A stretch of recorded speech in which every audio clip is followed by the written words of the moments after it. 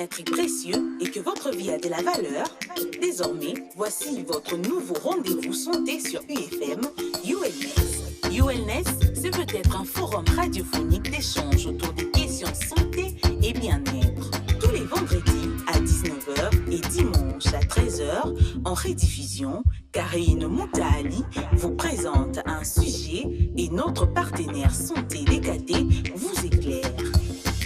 ULNES, votre santé nous intéresse.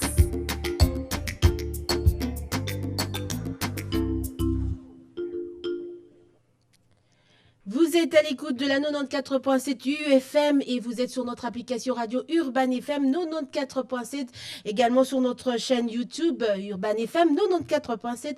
Merci à tous d'être connectés avec nous. Et bien, ce soir, pour notre tout premier numéro de ce rendez-vous santé ULNES, nous allons parler de la planification familiale. Est-ce que ça vous dit? Eh bien, si ça vous dit pas, tout au long de cette émission, vous saurez de quoi il s'agit. Pour notre thème de ce soir, nous parlerons donc de comment cette planification familiale améliore la santé, le niveau plutôt de vie de la population. Comment la planification familiale améliore le niveau de vie de la population. Eh bien, la planification familiale, fidèles auditeurs, est l'une des interventions les moins chères, la plus rentable et qui a de l'impact le plus durable sur la santé. Pourtant, elle est souvent ignorée en tant que stratégie essentielle pour améliorer la santé en zone urbaine. Bien que les services de planification familiale soient moins disponibles en zone rurale et dans les régions les plus isolées des pays le moins développés, les pauvres qui vivent en zone urbaine ont plus de difficultés. C'est quand même paradoxal à avoir accès aux services de planification familiale que les résidents plus riches et ce pour diverses raisons liées au contexte social, culturel et même parfois financier. Étant donné que la moitié des résidents du monde vivent maintenant en zone urbaine, comme vous le savez, un meilleur accès des pauvres aux services de planification familiale dans les zones urbaines devrait être une forte priorité, surtout si l'on considère que la majorité des résidents urbains dans les nombreux pays vivent avec moins de 2 dollars américains, soit moins de 4 000 francs congolais par jour. Eh bien, pour notre tout premier numéro, nous allons recevoir donc Madame Mami Kassai qui nous rejoint ce soir. Elle fait partie de l'ONG DKT. Elle est directrice chargée des formations et d'éducation à DKT RDC. Madame Mami, bonsoir. Bonsoir. Vous allez bien? Oui, très bien. Merci d'être avec nous pour ce tout premier numéro de ULNES qui est donc notre rendez-vous santé avec nos auditeurs, ceux qui nous suivent ici à Kinshasa et aussi en dehors de Kinshasa. Alors, comme je l'ai dit tout à l'heure, vous êtes directrice chargée des formations et d'éducation chez DKT. C'est qui DKT RDC? DKT RDC, je préfère commencer par DKT d'une façon générale. D'accord. Donc, DKT, c'est une ONG, une organisation non gouvernementale internationale qui est basée à Washington. D'accord. Et ce qui est intéressant, c'est que DKT international vise à atteindre les pays les moins développés pour améliorer la qualité de vie des populations qui y résident. Et à cet effet, DKT aujourd'hui met déjà en œuvre son programme à travers une trentaine de pays en voie de développement, comme nous prenons le continent, par exemple l'Asie, en Asie, en Amérique latine et en Afrique. D'accord. Et en Afrique, la preuve est là, c'est DKT RDC. D'accord. DKT RDC, c'est une filiale ou une branche de DKT international qui met en œuvre, bien sûr, la politique de DKT international, celle d'améliorer la condition de vie des populations partout où DKT opère.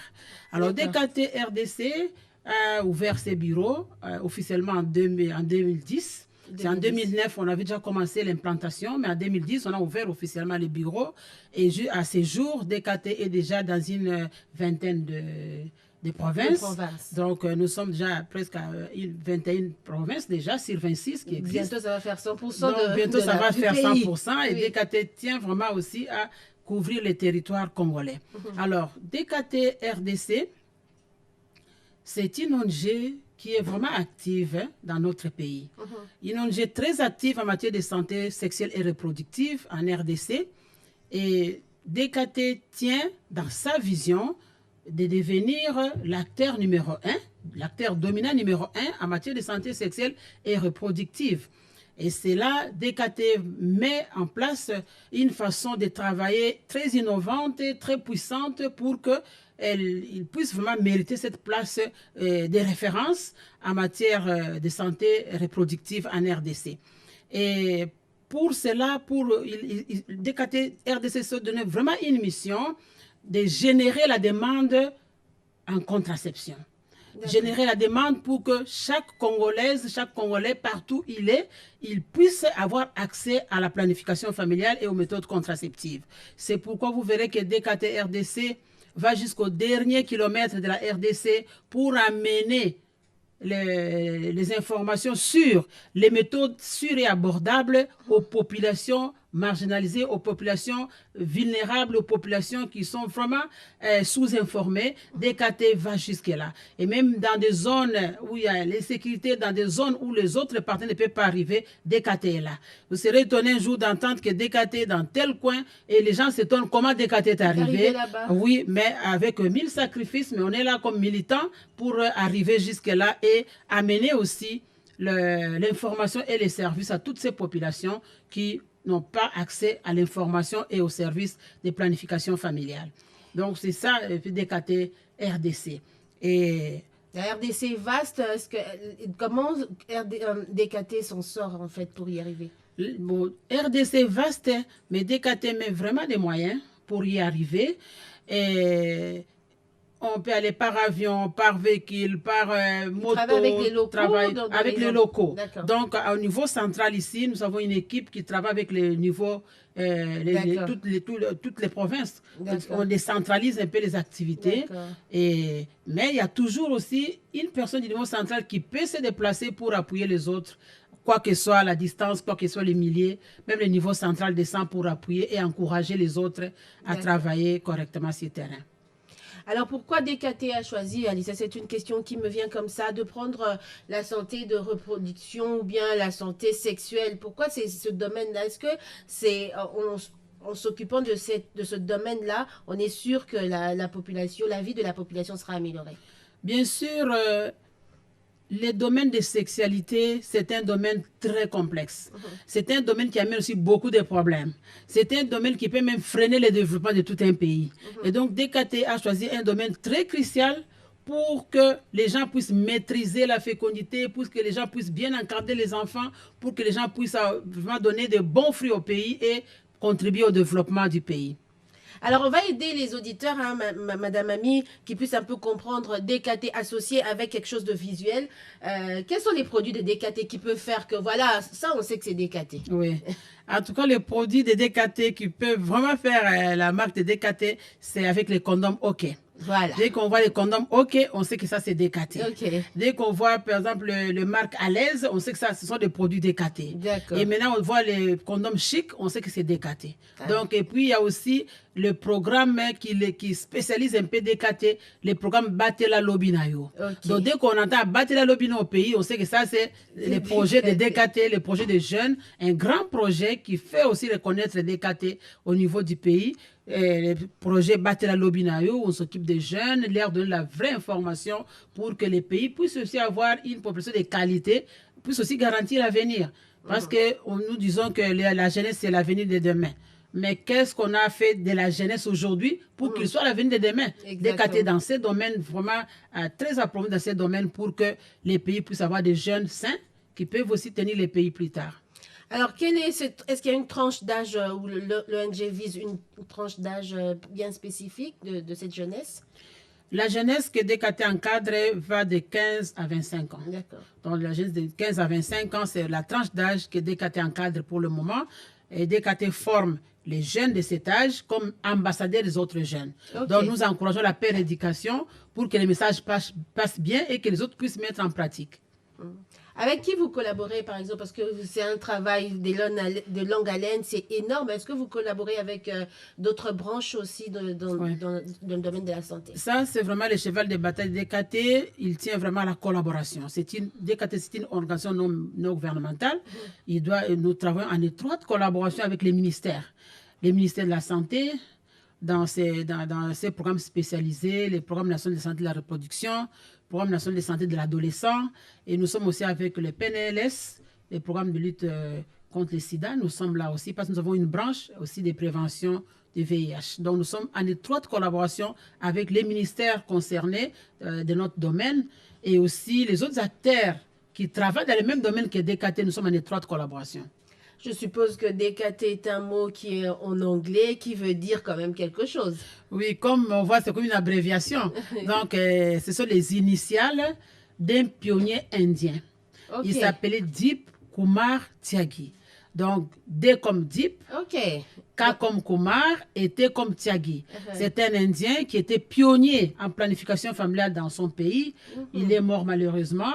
Et le fondateur de cette ONG, M. David Hervé, a pensé à immortaliser ces pionniers de la planification familiale en nommant l'ONG en sa mémoire. Deep Kumar Tyagi. Super, donc c'est ce qui donne finalement DKT. Ouais. Alors, Madame Ami, c'est vrai, entrons dans le vif du sujet, on va parler de la planification familiale, certes, mais je pense qu'il y a certaines personnes qui ne comprennent, c'est un mot qu'on connaît, mais qu'on ne comprend pas forcément. Qu'est-ce que ça veut dire planification familiale, c'est quoi?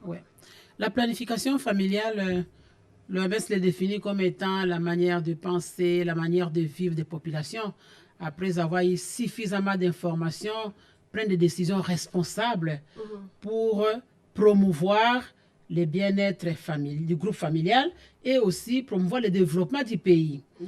Ça va sembler un peu compliqué pour la population. Nous allons dire en termes simples que la planification familiale, c'est la programmation de la survenue des naissances. Ça peut être chez un individu, ça peut être dans un couple. Ça fait à l'idée que les individus et les couples sont libres de choisir volontairement le nombre d'enfants à avoir, le moment de les avoir et la planification familiale comme stratégie permet à ces couples de suivre un intervalle ou d'observer un intervalle entre les enfants, minimum 2 ans, avant que la femme ne tombe enceinte. Donc, nous disons en termes simples que la planification familiale, c'est le fait de programmer la survenue des enfants et de tenir compte de la santé de la mère en se reposant en des maternités et tenir compte aussi de la santé des enfants pour le bien-être du groupe familial et le développement du pays. Très bien. Maintenant qu'on connaît Madame Ami, on a compris un tout petit peu, donc c'est facile, hein? C'est la planification familiale, combien de temps on doit se reposer avant d'avoir un deuxième et combien d'enfants on doit avoir vu ce qu'on a comme revenu situation familial. De vie. Voilà. Alors, comment est-ce que cette planification familiale maintenant peut donc améliorer la santé de la population? Vous voyez, comme nous venons de le dire, on imagine une famille qui prend la décision d'avoir le nombre d'enfants voulus au moment voulu, en espaçant les enfants. L'avantage, nous commençons par la mère. La femme qui tombe enceinte, qui porte la grossesse, qui doit accoucher, qui risque aussi de perdre sa vie. Nous commençons par elle. La planification familiale, d'abord, contribue sensiblement à la réduction de la mortalité maternelle. C'est un contraste, une maman qui va donner la vie, qui perd la sienne. Mais la planification familiale protège cette vie. Donc, la maman tombe enceinte, elle a les enfants sans beaucoup de complications, elle se repose, elle tombe encore enceinte, et celle-là va vraiment réduire les risques de mourir soit d'une grossesse, soit de l'accouchement. Donc, la planification permet à la femme d'éviter des grossesses à risque, par exemple. Pour ne pas mourir de cette grossesse, ça permet à la femme de prendre de bonnes décisions pour éviter des grossesses à risque. Les grossesses à risque, nous pouvons les classer en 4. Une grossesse trop rapprochée, donc une grossesse qui survient avant 2 ans, qui n'était pas suffisamment reposée. Et une grossesse, qu'on dit des grossesses trop précoces. Une grossesse qui survient avant 18 ans. La fille encore 12 ans, 15 ans, c'est une grossesse à haut risque.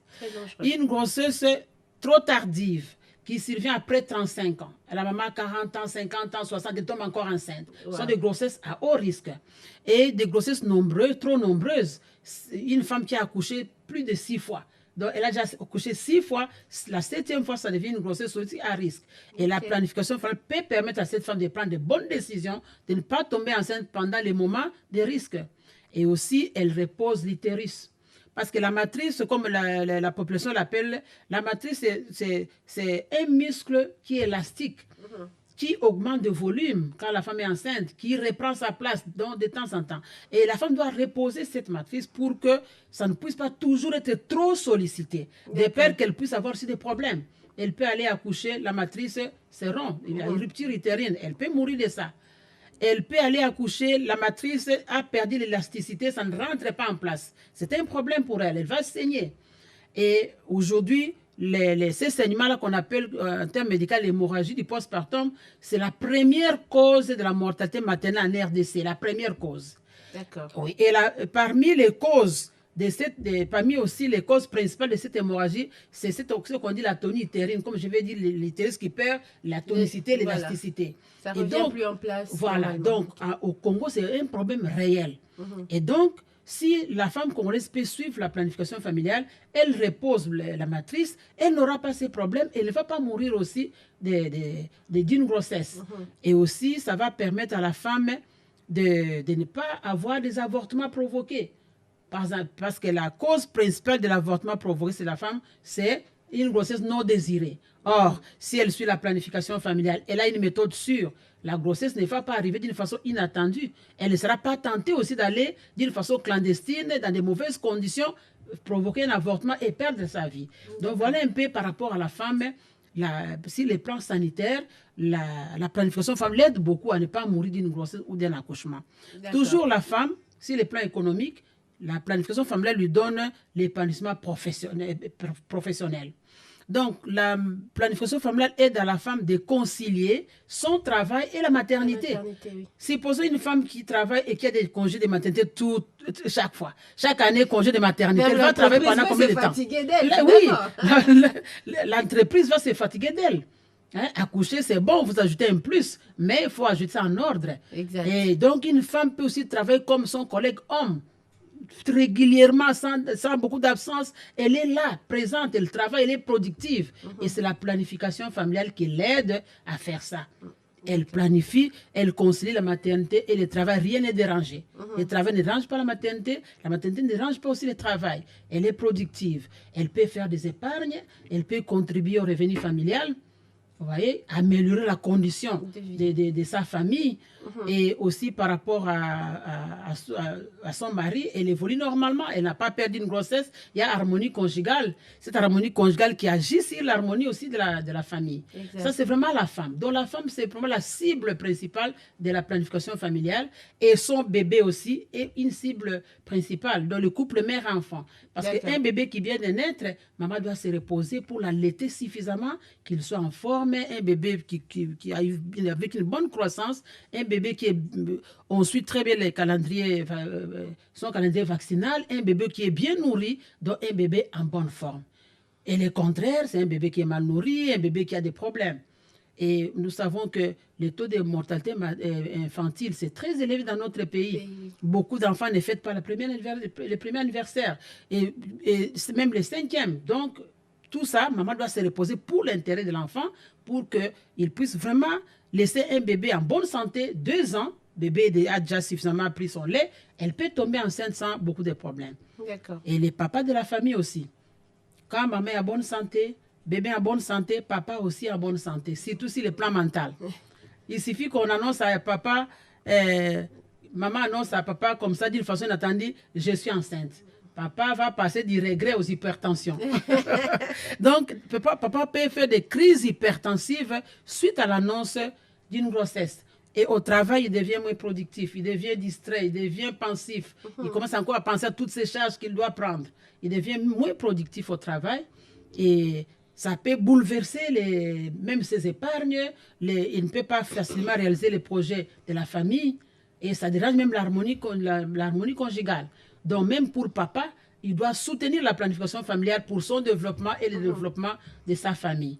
Même les autres enfants de la famille aussi, quand tout le monde est en bonne santé, les enfants ont des bons écarts, les enfants sont bien soutenus, on peut bien les loger, on peut bien les nourrir, on peut les éduquer, on peut les scolariser, ils peuvent se détendre, aller même en détente. Voilà. Donc des enfants très épanouis, des enfants qui sont vraiment à l'aise, bien éduqués.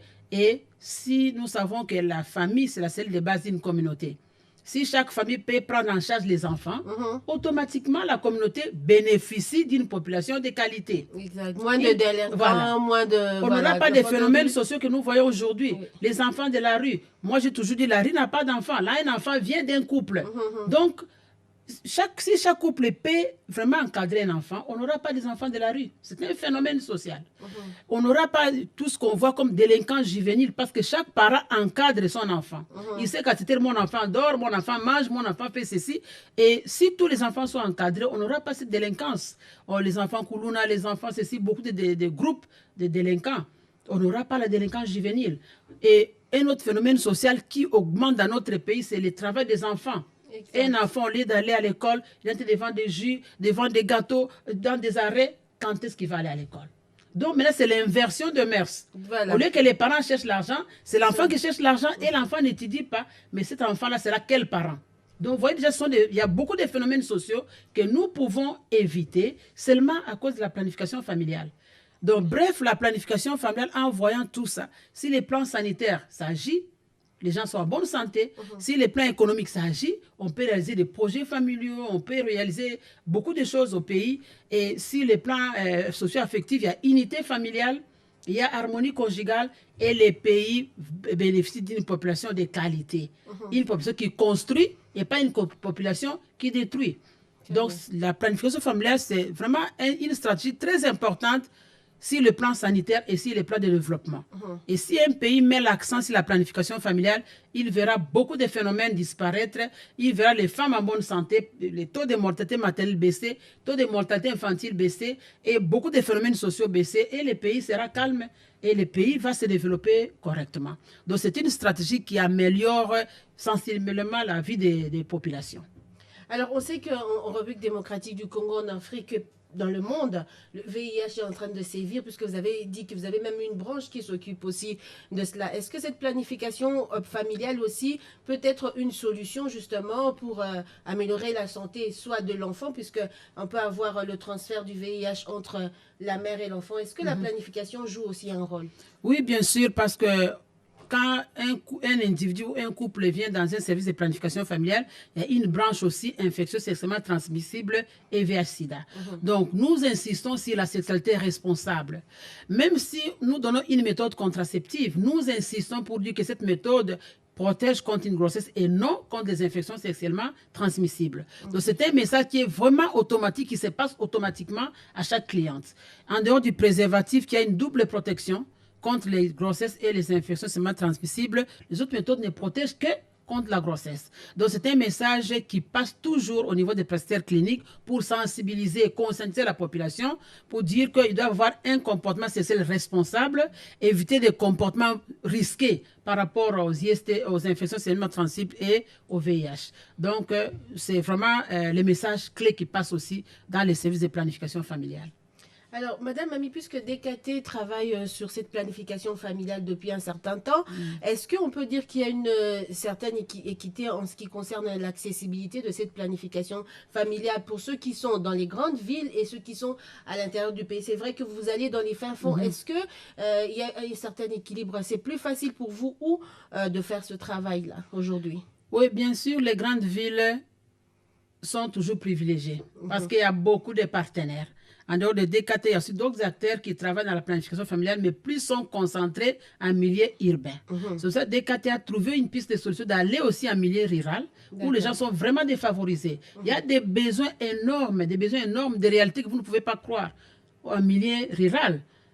Donc, les personnes ont vraiment des besoins non satisfaits en planification familiale. C'est comme ça que DKT cible là où il y a réellement un besoin en formation ou un besoin pour les services de planification familiale. Mais est-ce qu'ici, en milieu urbain, par exemple, les gens adhèrent facilement à cette planification plutôt familiale? Est-ce qu'ils le comprennent? Est-ce qu'ils adhèrent? Est-ce qu'ils s'en servent? D'une façon générale, en RDC, que ce soit en milieu urbain ou rural, le taux de prévalence est encore très bas. Dans notre pays, nous sommes presque, on peut dire, environ 19%. Donc 18,6%, donc 19% des taux de prévalence contraceptive. En d'autres termes, sur 100 personnes, c'est 18. Donc, le taux est encore très faible. malgré les sensibilisations, les campagnes de sensibilisation, malgré tout ce qu'on fait, mais la population est encore un peu réticente. Ils adhèrent, mais pas comme difficilement. Oui. Mais quand nous sommes dans des campagnes, nous travaillons dans des campagnes. C'est maintenant que nous sentons que la population comprend réellement. Parce que quand il y a une campagne de gratuité, il y a un engouement impossible. Et les médicaments, les produits sont même finis, les gens viennent. Et on a compris peut-être que les coûts aussi fait un frein. Parce que quand on organise une campagne de gratuité, il y a plein de gens. Mais quand on doit payer, là, il y a moins de gens. Donc, peut-être l'État doit encore revoir la politique de la planification familiale pour que les gens adhèrent. On a senti que les gens ont besoin d'adhérer, mais il y a des freins, surtout les freins par rapport au niveau financier qui aussi empêchent les gens de venir. Parce que le niveau culturel, en tout cas, on a déjà réussi, là, il n'y a pas beaucoup d'obstacles. Très bien. Fidèles auditeurs, on vous rappelle que dans ce tout premier numéro de notre rendez-vous santé qui s'appelle ULNES, que nous allons vous proposer tous les vendredis désormais, eh bien ce soir avec Madame Mami Kassai, nous parlons donc de la planification familiale qui améliore le niveau de vie de la population. Elle est, elle, directrice chargée des formations et d'éducation au niveau de DKT RDC, Batela Lobinayo. Hein. J'aime bien le dire comme ça pour que les gens puissent faire le lien directement. ULNES revient dans un instant. Bokolongo Banzoto, Pebomo Ibwabino et Zanatina. Et yango, UFM et Bongiseli Bino, émission à Sika, na Congo ya ULNES. ULNES, émission Ekolobela Maïma Tali Kopi Kamalamu, Petango Moulaï na Seyamoi. Vendredi, ils sont à 19h, et dimanche à 13h, Karine Mouta Ali et Longo na partenaire santé Nabiso DKT, Batela Lobinayo, Bakolo Bela Mama Nalikambo, Pekoyano na Mituna Mikouta Nabino. ULNES, Bomo Ibwabino, de Mama Likambo Abiso.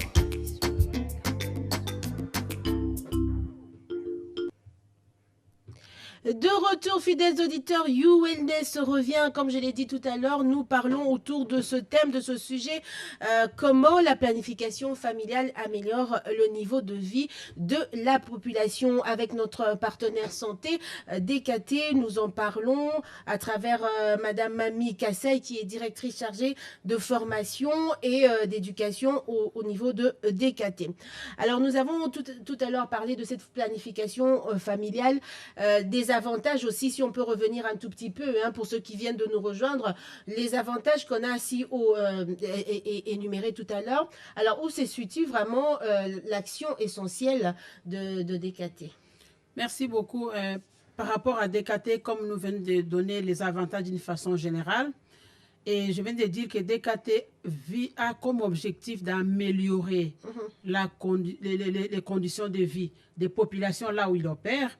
DKT mène beaucoup d'activités sur terrain. La première activité, c'est le marketing social. DKT fait le marketing social, et qui dit marketing social, il vise à amener la population à changer de comportement par rapport à la planification familiale. Donner des informations sur, éduquer la population pour que la population puisse comprendre et adhérer à la planification familiale. Le marketing social, c'est le cheval de bataille de DKT. Alors, en dehors du marketing social, DKT aussi met beaucoup d'accent sur la formation. Donc, nous renforçons la capacité. Même si nous sommes une ONG de marketing social, nous ne voulons pas que nous devons distribuer seulement les produits, mais nous tenons à la qualité des soins. La qualité des services fait vraiment partie intégrante de DKT. Nous visons la qualité des soins. Et donc, avant de disponibiliser les produits, nous formons d'abord les acteurs. Donc, nous renforçons la capacité des prestataires, médecins, infirmiers, même les relais communautaires, les pharmaciens. Nous renforçons leurs capacités dans les domaines de santé de la reproduction avant de les mettre sur les marchés et travailler. Parce que là, DKT vise aussi à sécuriser les clients. Ils viendront pour adhérer à la planification familiale. Ils trouvent des personnes bien aguerries qui vont donner des informations sûres et des méthodes sûres sans causer beaucoup de problèmes sur la santé des personnes qui vont adhérer. En dehors des formations, nous avons des activités de sensibilisation. Nous sensibilisons, nous éduquons la population, et c'est comme nous le faisons maintenant. Donc, vraiment, l'aspect sensibilisation devient aussi, DKT tient à ça aussi pour que la population puisse avoir la bonne information et puisse éliminer les rumeurs autour des fausses informations pour qu'ils puissent vraiment être sauvés.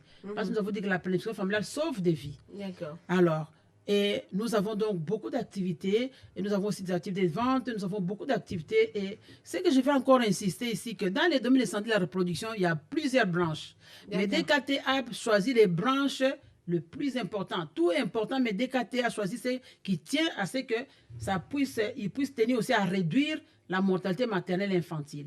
Par exemple, la planification familiale, c'est le cheval de bataille de DKT. Parce que nous savons qu'avec ça, la planification familiale sauve des vies, ça réduit la mortalité maternelle, réduit la mortalité infantile, réduit les problèmes sociaux et contribue au développement. DKT dans ces domaines. Nous avons aussi un autre domaine, le domaine de soins après avortement. Une femme qui a fait un avortement, qui a des complications, il a droit à la vie. Et DKT a pris aussi ça pour aider ces femmes-là à retrouver la vie. Nous formons dans ces domaines. Nous avons le domaine de lutte contre les hémorragies du postpartum. Comme je viens de dire ici que l'hémorragie du postpartum, c'est ce saignement qui vient après l'accouchement et qui entraîne beaucoup de femmes à mourir. Nous avons dit que c'est la première cause en RDC. Et DKT a aussi choisi ce domaine pour former les médecins, les infirmiers, comment prendre en charge. Aider la femme à ne pas mourir après cet accouchement. Comment prévenir et comment prendre en charge au cas où ces saignements arrivent. Donc, DKT a pris ce domaine. Il amène des produits aussi pour ce domaine pour que les prestataires puissent aider les femmes à ne pas mourir après cet accouchement. Alors, nous avons aussi le domaine de la jeunesse. Donc, DKT a aussi mis beaucoup d'accent sur la jeunesse pour que nous puissions donner au pays une population de qualité qui peut assurer l'avenir du pays. Donc, nous formons des pères éducateurs que nous appelons des jeunes ambassadeurs pour représenter les autres jeunes, avoir suffisamment d'informations et aller vers les autres jeunes, parler aux autres jeunes. Nous favorisons la père éducation parce que l'information passe bien. Entre jeunes, l'information passe très bien. C'est le projet Batela Lobinayo. Et en dehors de ces projets jeunes, DKT aussi fait la distribution de préservatifs pour lutter contre les IST et VIH-Sida. Donc, le domaine de SIDA, pour DKT, nous sommes encore au niveau de la prévention. Plus on évolue, nous allons voir aussi comment intégrer la prise en charge. Donc, DKT, et puis maintenant aussi, il y a un domaine où DKT est pionnier au pays, le domaine de l'homme. L'homme en RDC jusque-là, c'est encore un frein à la planification familiale. Et vous pouvez voir une femme qui adhère, l'homme résiste, il vient même rentrer et remettre la femme pour retirer la méthode ou arrêter la méthode. Et donc, DKT a vu, non, comme c'était un obstacle encore en RDC, les études le prouvent, que l'homme a encore un mot à dire sur la santé de la famille, même sur la santé de la femme. Il décide encore. Donc, DKT a aussi pris cette branche de l'homme. Nous avons commencé la première formation l'année passée. On a formé les hommes qui seront comme des ambassadeurs des hommes pour aller sensibiliser uniquement les hommes et expliquer les bienfaits de la planification familiale, les amener à adhérer à la planification familiale. Donc, voilà les domaines que DKT a pris jusque-là. Et nous évoluons petit à petit pour couvrir toute la santé de la reproduction. Alors, vous avez parlé, Madame Ami, des formations que vous formez les jeunes et autres. Comment ça se passe, la sélection de ces formations? Est-ce que vous faites des appels de formation? Vous allez faire... comment ça se passe, les choix de ces gens que vous décidez de former? Oui, par rapport à ça, d'abord, DKT, nous identifions les besoins en formation. Les besoins en formation. Et nous travaillons, comme nous avons dit, avec les ministères. Donc, nous disons ministère, nous voulons former autant de prestataires cliniques. Dans telle province, nous travaillons directement avec les divisions provinciales de santé. Nous disons que nous avons besoin de former 100 par exemple. Et maintenant, vous dites non, mais DKT, voilà là où nous avons besoin de la formation. C'est là où nous partons. Donc, nous travaillons en étroite collaboration avec le ministère de la Santé à travers les divisions provinciales de santé. Ce sont eux qui nous orientent par rapport aux besoins en formation. C'est comme ça que je disais que nous allons même au dernier kilomètre. Parce que la division provinciale dit, ici c'est plein, allez là-bas, nous partons. Voilà, donc nous travaillons avec le ministère de la Santé. Vous abattez donc un très grand travail, on l'aura compris. Alors, pouvez-vous nous parler un tout petit peu? C'est vrai que vous avez parlé des activités, mais quelles sont les activités spécifiques que vous faites pour assister justement les femmes et les jeunes les femmes et les jeunes femmes en vue d'augmenter leurs connaissances justement en matière de planification familiale? Bon, les activités, comme je viens de le dire, nous formons des personnels qui résident dans les communautés pour continuer à faire le travail. Ok. Donc, à travers les personnels formés qui sont restés dans la communauté, ils continuent à faire le travail, à éduquer la population, à sensibiliser la population et à offrir des services. D'accord. Et même pour les jeunes, nous commençons d'abord par former les pères éducateurs, on appelle les jeunes ambassadeurs, et ils continuent à faire le travail. Donc, nous passons à travers quelques structures que nous avons mises en place pour faire passer les messages à la population. Et nous utilisons aussi beaucoup les médias pour que la population puisse être au courant de ce qui se passe par rapport à la planification familiale, qu'ils corrigent les rumeurs et qu'ils adhèrent à la planification familiale comme une bonne stratégie pour améliorer la condition de leur vie. Est-ce que DKT a mis une stratégie en place où si on veut poser des questions directement, si on n'a pas bien compris, si c'est vrai qu'on est passé chez les relais communautaires, mais on n'a pas vraiment très bien compris, étant donné qu'on est en train d'expliquer plusieurs personnes à la fois, est-ce que j'ai moi la possibilité de vous atteindre et poser toutes mes questions? Oui, DKT a aussi mis des consultations en ligne. D'accord. Nous avons le call center, qui est une structure qui fait que les gens posent des questions et les autres ils répondent. Nous avons aussi maintenant un système de télémédecine. C'est aussi DKT aussi comme pionnier dans cette stratégie. Donc, les gens peuvent poser, il y a des médecins qui sont là, des infirmiers qui sont les médecins, personnels de santé, et ils sont en ligne, ils font des consultations en ligne et ils orientent les clientes. Et donc, nous avons un numéro par rapport au call center, les 089 29 17 777. 089 29 17 777. Et il y a aussi les numéros WhatsApp que les gens peuvent aussi écrire 089 189 77 77.